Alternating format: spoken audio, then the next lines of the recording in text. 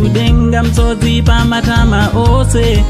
Streets e social media imoma ndinoswera ndichiona kuti zvinhu zviri kufamba sei vazukuru.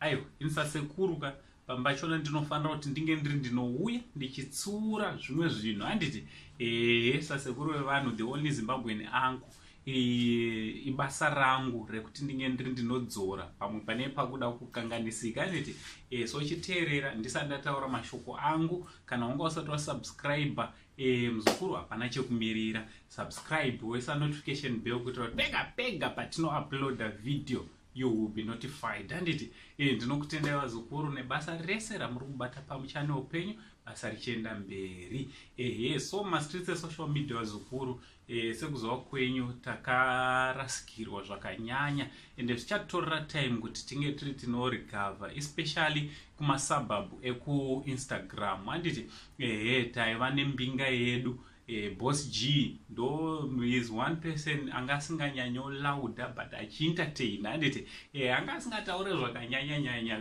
genius but he was an entertainer, he was a content creator. Also genius only one statement aita akataura one statement aiwa taiswera tichiimba nezvaro handiti so pakazoitawo umwe ada kuitawo replacement handiti muchinda weinonzi ebauchichi handinazoziva kambani yake this young man ari kuzviti Mambo Ndini. So Mambo Ndini is only 28 years old and he is a young man wandakaona kuti ane potential yakanyanya especially when it comes ku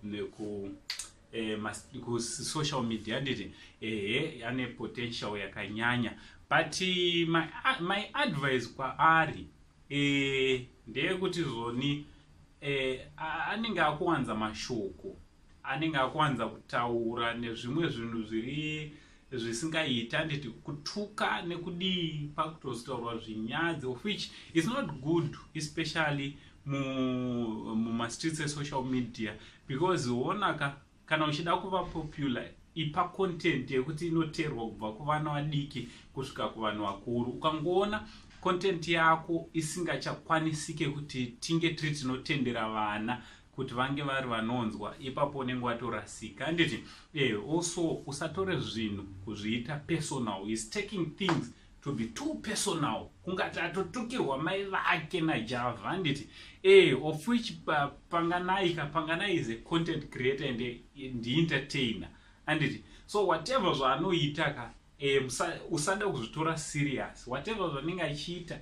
he will be doing it for entertainment purposes handiti so what am I saying ndiri kutiwo kumuzukuru wangu anonzi Mambo Ndini kana iri content creation handiti haidi mafeelings, usashandise mafeelings pakucreate content.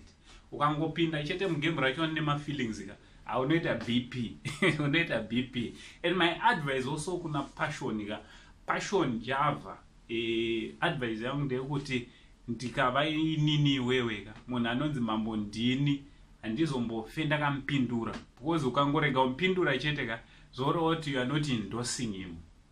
Manzwa zukuru unewezingamuendose of which I don't think he deserve your endorsement because munhu anokecha mafeelings pazvinhu zvemumastreets esocial media anokecha mafeelings hatisi kuda izvozvo. So guys vazukuru advice yangu kune vese vanoda kupindawo mugame rachona musakeche mafeelings, musapinde nemaemotions handiti chingopinda uri iwewe wega, chingouya mugame rachona uri wega worega zvekutuka zvinyadzi kuitira kuti neso kana tichitora content yako tichipusha haitityise kuti tinge tiri tinoudza vana vechikoro, tinge tiri tinoudza because remember kuti YouTube, especially paYouTube, ndotaura hangu paYouTube because these are the people vatinotaura nezvavo maceleb handiti. So YouTube is the new TV vazukuru. So zvairi new TV inoonekwa nevana vadiki, inoonekwa nemiddle age, inoonekwa nevanhu vakuru nechembere and kazhinji vanhu vanenge vachitoona sefamily. So these videos hatigone kuti tinge tiri tinozotaura zvinyadzi zvavune muchitaura nditi. So let's keep this game zviri clean, ngatirege kukecha mafeelings, ngatirege kutaura zvinyadzi. So mambo ndini, my advice, chimboenda kuterrace panzwa muzukuru, wona kuti zvinofamba sei. Kana uchida kuitawo sabhosi Jinimbika, unonocheka wona kuti aita sei, then wodzoka wotonatso kupusha. Inongori advice, a good person, uri munhu wekutoti anogona kutoenda kure, but rega kukurumidza kukecha mafeelings. And usanyanya kulauda zvakanyanya, because chabva gara ndo lauda. So mukaita tu vano lauda, entertainment mune matoikanganisa. Ndo chandango ndingoona cho sasekuru vevanhu kudaizvo. The only Zimbabwean anko ndoramdzwa nani. Musazviite vamwe because ukada uzviita nonetsa nevanhu. Plus futi musazviiti mbinga ka. Sekuru vasati vadrivewo kana kasikuru kembinga. Zvinotangirwa zvaitwa panapa tokuendosa anditi umbinga hwenyu otherwise pana kana mbinga pakati penyu. Na uncle saying the only Zimbabwean uncle. Much love.